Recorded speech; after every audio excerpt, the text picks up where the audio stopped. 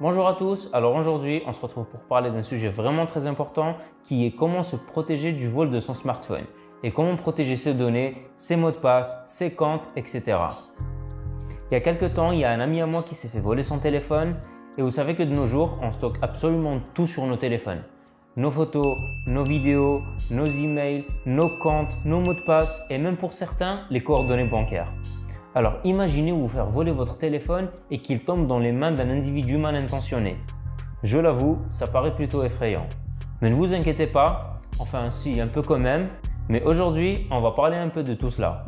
Tout d'abord, ce qu'il faut éviter de faire pour ne pas se faire voler votre téléphone et ensuite quelques précautions à prendre pour protéger vos données en amont. C'est-à-dire préparer son téléphone en cas de vol, ce que je ne souhaite absolument à personne. Et ensuite, dans le cas où l'inévitable arrive et qu'on vous a volé votre téléphone, les mesures à prendre pour se protéger et pour protéger sa vie numérique.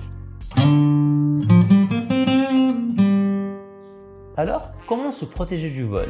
Eh bien, il y a quelques gestes à éviter et que je remarque que beaucoup de gens font, moi parmi eux. Déjà, quand on est dans un café, dans un restaurant et surtout quand on est en terrasse, on a le réflexe de poser notre téléphone sur la table et de le laisser là sans trop y faire attention. J'avoue que c'est pratique.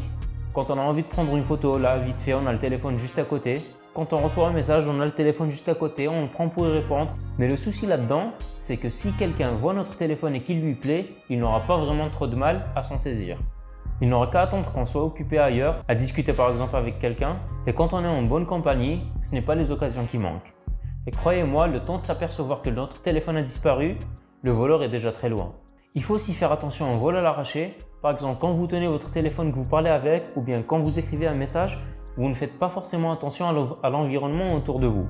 Eh bien, quelqu'un peut venir, vous arracher votre téléphone et se mettre à courir. Et là, bonne chance pour le rattraper. C'est aussi valable dans les transports. Quand vous avez votre téléphone dans la poche, surtout dans la poche arrière, et je vois beaucoup de gens qui mettent leur téléphone dans la poche arrière, il est vraiment facile de subtiliser le téléphone ainsi. Et croyez-moi, vous ne vous en rendrez pas compte. Un dernier détail, et ceci est valable surtout pour les filles, quand vous avez votre téléphone dans votre sac et que votre sac est ouvert, que vous soyez dans la rue, dans les transports ou dans votre voiture, croyez-moi qu'il est vraiment facile de s'en saisir et de disparaître. Surtout que dans un sac, vous ne sentirez pas si quelqu'un met sa main à l'intérieur ou autre, donc ce genre de personnes sont vraiment des proies faciles. Voilà, donc plusieurs cas que les voleurs repèrent parce qu'il ne faut pas oublier qu'ils ont l'habitude et qu'ils savent repérer leurs victimes. Ils savent repérer ces choses-là et il faut vraiment redoubler de prudence. On va maintenant parler des précautions à prendre. Déjà, la première chose à faire, si ce n'est pas encore fait, il faut le faire là, maintenant, tout de suite, c'est d'activer la géolocalisation. Tous les smartphones de nos jours permettent cette possibilité, que vous soyez sur Android ou sous iOS. Prenez bien en compte le fait que ce n'est pas une solution miracle, mais ça vous permettra dans les premières heures suivant le vol de votre téléphone de le repérer avec exactitude tant qu'il n'est pas éteint. La deuxième chose à faire est de sauvegarder votre numéro IMEI, qui est l'identifiant unique de votre téléphone.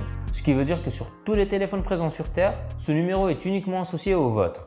Vous trouverez ce numéro en allant dans l'application téléphone, en faisant apparaître le clavier et en tapant le code étoile dièse 06 dièse. Le numéro apparaîtra automatiquement et vous n'aurez plus qu'à le noter quelque part. Ce numéro IMEI vous servira si vous décidez d'aller porter plainte auprès de la police. Il vous sera demandé en plus d'une facture d'achat et d'une pièce d'identité. La troisième chose à faire à tout prix est la sauvegarde de vos données. Et ça, il faut vraiment le faire régulièrement. La plupart du temps, c'est quand c'est trop tard qu'on se dit « Ouf, heureusement que j'ai sauvegardé mes données ». Pour cela, vous pouvez soit sauvegarder vos données physiquement sur un ordinateur, sur une clé USB ou sur un disque dur externe.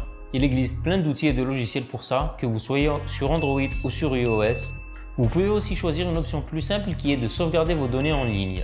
Vous pouvez sauvegarder vos contacts, vos photos, vos vidéos et ça se fait de manière graduelle, généralement quand vous êtes connecté à un réseau Wi-Fi et que vous avez le téléphone branché en charge. Et la plupart du temps, ça se fait la nuit quand vous dormez, comme ça vous ne serez jamais dérangé. Personnellement, c'est cette méthode que j'utilise. Donc pour vos contacts, vous pouvez les stocker sur votre compte Gmail ou iCloud, tout dépend si vous avez un appareil sous Android ou iOS. Quoique je vous conseille de tout stocker sur votre compte Gmail, qui est aussi géré par les iPhones. Et surtout, ça simplifie grandement la suite. En effet, pour sauvegarder mes photos et vidéos, j'utilise l'application Google Photos, qui fonctionne donc avec votre compte Gmail et qui offre un espace de stockage illimité gratuitement pour stocker toutes vos photos et vidéos. Du coup, grâce à ça, vous n'aurez plus peur de perdre vos données. Voilà, maintenant si par malheur vous vous faites voler votre téléphone, au moins vous savez ce qu'il y a à faire. Commencez par essayer de localiser votre téléphone, parce que qui sait, peut-être vous l'avez juste oublié chez vous ou chez un ami. Sinon, protégez-vous, prenez vos précautions et allez signaler ça à la police, même si je doute fort que vous revoyez votre téléphone de sitôt.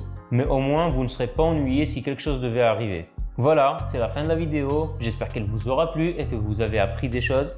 Si c'est le cas, n'oubliez pas de mettre un j'aime, ça fait toujours plaisir et ça aide vraiment beaucoup. Si vous vous êtes déjà fait voler votre téléphone ou quoi que ce soit d'autre, partagez ça avec nous en commentaire, peut-être que ça évitera à certains de tomber dans la même situation. Ou si tout simplement vous avez d'autres conseils ou d'autres informations, n'hésitez pas à mettre ça en commentaire, ça peut toujours être utile. Allez, ciao!